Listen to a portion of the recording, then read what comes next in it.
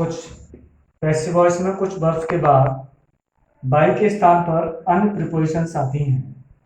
जैसे मैंने पहला रूल लिखा है, नोन और ऑब्लाइट के बाद पैसिव वॉइस में बाई के स्थान पर टू आता है।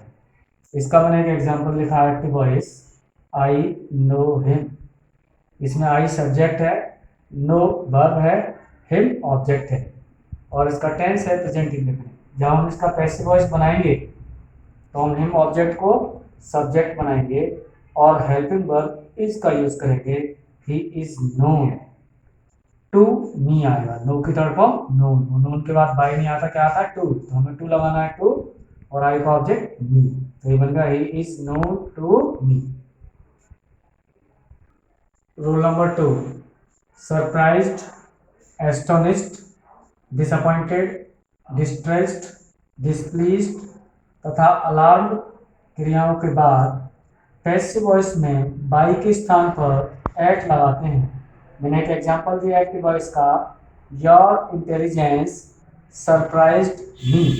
इसमें योर इंटेलिजेंस सब्जेक्ट है, सरप्राइज्ड वर्ब है, मी ऑब्जेक्ट है। जब हम इसका पैसिव वॉइस बनाएंगे तो मी को हम सब्जेक्ट बनाएंगे आई। टेंस इसका पास्ट इंडेफिनिट है, सेकंड फॉर्म है सरप्राइज, तो इसके साथ हेल्पिंग वर्ब वाज का यूज होगा, I was surprised eight. By के स्थान पर क्या लगाना है, एट। फिर योर इंटेलिजेंस ऑब्जेक्ट के स्थान पर आ जाएगा, I was surprised at your intelligence.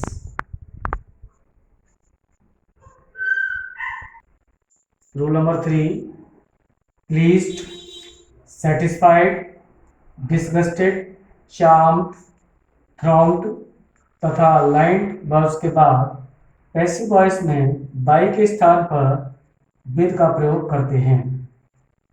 Example, active voice, his behaviour pleased मी।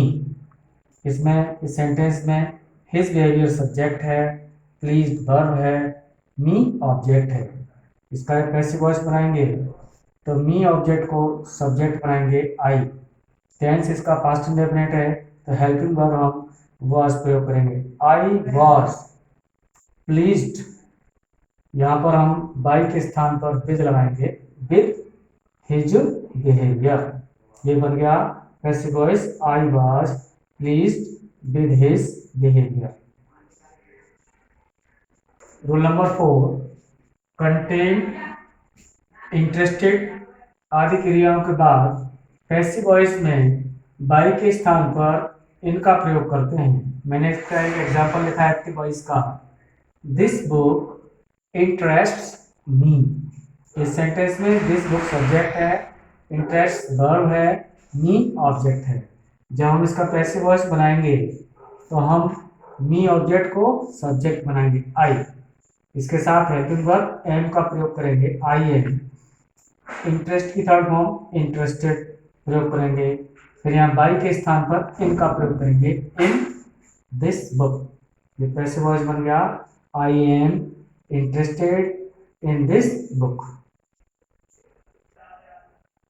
यहाँ पर एक दूसरा रूल है, कुछ वर्ब्स के साथ प्रीपोजिशंस लगी होती हैं, उन प्रीपोजिशंस को पैसिव वॉइस में नहीं हटाते हैं।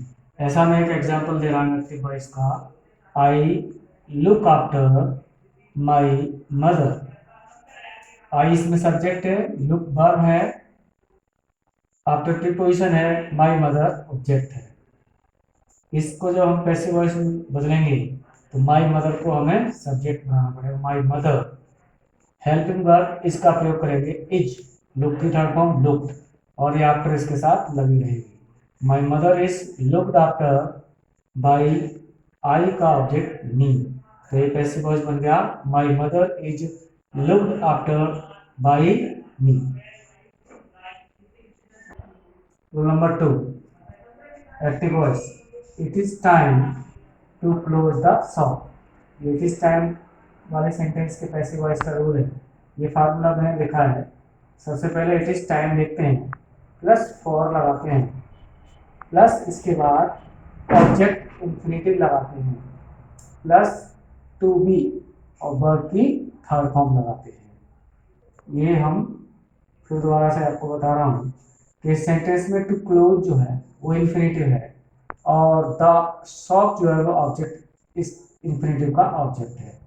जब हम इसका पैसिव वॉइस बनाएंगे तो ये फार्मूला में लिखा है, तो इसका बनेगा इट इज टाइम फॉर, फिर हम ऑब्जेक्ट रखेंगे द शॉप, फिर टू, इसके साथ बी लगाएंगे और वर्ब की थर्ड फॉर्म लगा देते हैं।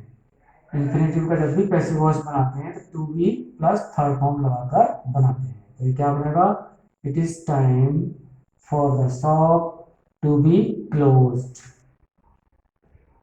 रूल नंबर 3, अगर एक्टिव वॉइस में सब्जेक्ट अज्ञात हो, अस्पष्ट हो या महत्वहीन हो तो उस वाक्य के सब्जेक्ट को पैसिव वॉइस में बाई के बाद ऑब्जेक्ट बनाकर नहीं लिखते हैं। इसका मैंने एक एक्टिव वॉइस का एग्जांपल दिया है, someone has stolen my pen. इस सेंटेंस में समवन सब्जेक्ट है, स्टोलन वर्ब है और माय पेन ऑब्जेक्ट है। जब हम इसका पैसिव वॉइस बनाएंगे, my pen has been stolen by someone नहीं लिखा जाएगा।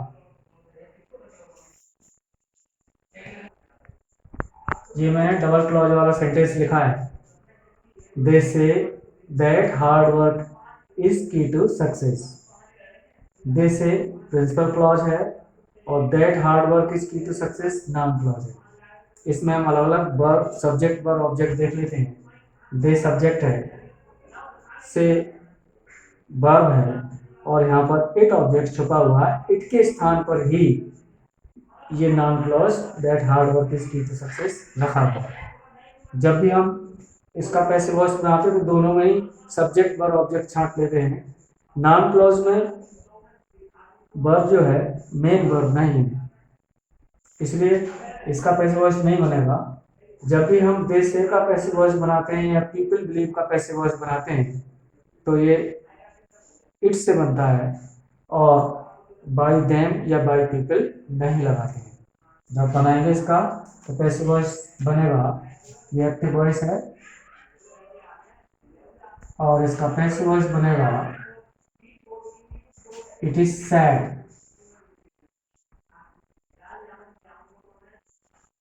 It is sad that,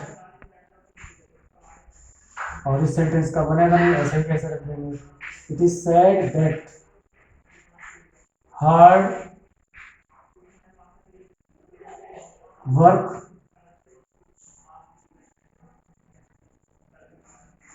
is key to success.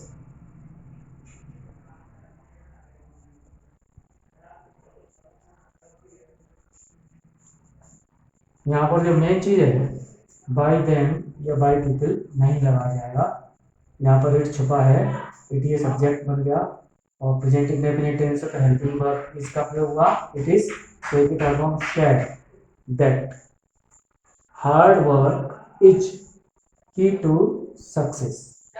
ये मेरा पैसिव वॉइस का, एक्टिव एंड पैसिव वॉइस का लास्ट चैप्टर है।